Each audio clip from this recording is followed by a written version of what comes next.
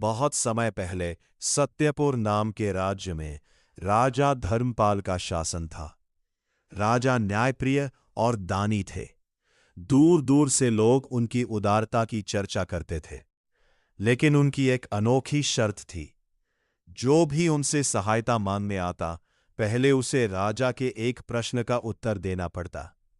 सही उत्तर देने वाले की हर इच्छा पूरी होती, और जो उत्तर ना दे पाता उसे धन नहीं मिलता।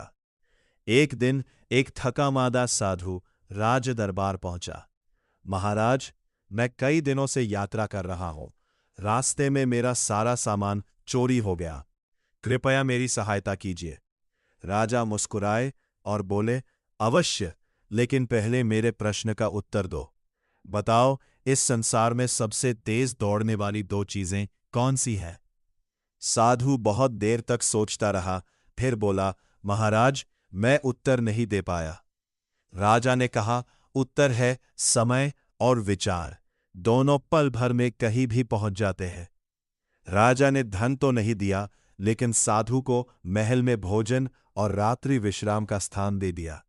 उसी राज्य में पंडित हरिदास अपनी पत्नी और दो पुत्रों निखिल और मोहित के साथ रहते थे। उनकी बेटी का विवाह तय हो चुका था, लेकिन धन का अभाव था। पत्नी बोली, राजा धर्मपाल बहुत दानी है, उनसे सहायता मांगिए। अगले दिन पंडित हरिदास अपने दोनों पुत्रों के साथ राज दरबार पहुंचे।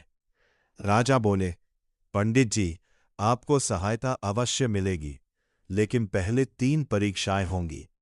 पहली परीक्षा आप देंगे, दूसरी आपका बड़ा पुत्र और तीसरी आपका छोटा पुत्र। पहली परीक्षा राजा ने कहानी सुनाई। एक राज्य की राजकुमारी ने घोषणा की कि वह उसी युवक से विवाह करेगी जो केवल बलवान ही नहीं, बल्कि बुद्धिमान और दयालु भी हो। 4 युवक आए। पहला बोला, मैं सबसे अमीर हूं। दूसरा बोला, मैं सबसे शक्तिशाली हूं। तीसरा बोला, मैं सबसे बड़ा विद्वान हूं। चौथा बोला, मैं हर जरूरतमंद की बिना किसी स्वार्थ के सहायता करता हूं। बताइए, राजकुमारी ने किसे चुना होगा? पंडित हरिदास बोले, महाराज, राजकुमारी ने चौथे युवक को चुना होगा, क्योंकि धन, बल और विद्या महान है, लेकिन दया और अच्छा चरित्र सबसे बड़ा गुण है। राजा प्रसन्न होकर बोले, सही उत्तर। दूसरी परीक्षा। अब राजा ने बड़े पुत्र निखिल से कहा, एक किसान के पास मिट्टी का घड़ा है। मैं चाहता हूं कि वह मुझे बिना पानी डाले घड़ा ठंडा करके दिखाए। वह कैसे करेगा?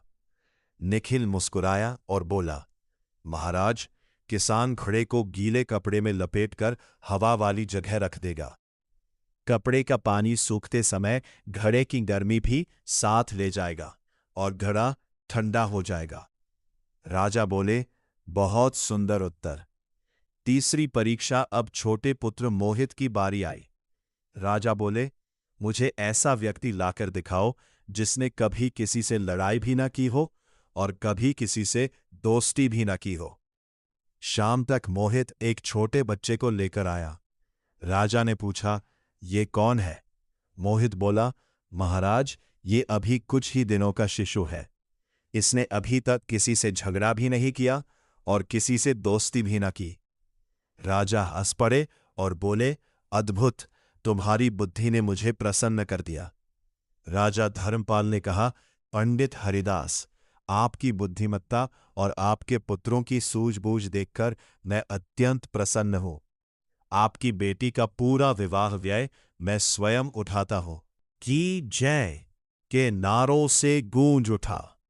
सीख, बुद्धि, दया और सही समय पर लिया गया निर्णय किसी भी धन दौलत से अधिक मूल्यवान होता है।